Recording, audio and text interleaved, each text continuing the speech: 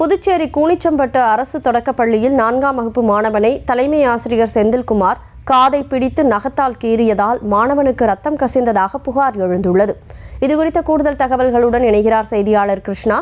வணக்கம் கிருஷ்ணா, இந்த புகார் தொடர்பான முழு விவரம். கனிமொழி, புதுச்சேரி அடுத்த குனிச்சேரிப்பட்டு பகுதியில் தொடக்கப்பள்ளி இயங்கி வருகிறது. இது 1ஆம் வகுப்பு முதல் 5ஆம் வகுப்பு வரை 500க்கும் மேற்பட்ட மாணவிகள் படித்து வருகின்றனர்.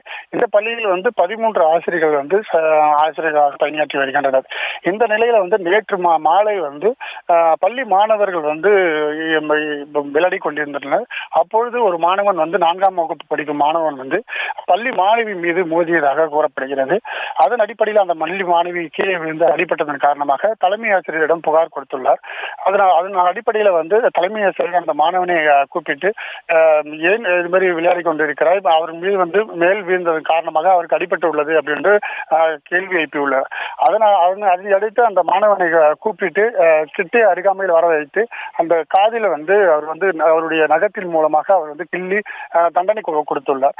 அந்த பள்ளி மாணவன் அழுது சத்தம் கேட்டதுக்கு அப்புறமும் அந்த பள்ளி ஆசிரியர் தலைமை ஆசிரியர் விடாதன் காரணமாக அதிக நேரமாக அந்த பள்ளியின் காதில் அந்த ரத்த கசிவு வரும் வரை அந்த பள்ளி மாணவனை அவர் திருகியுள்ளார்.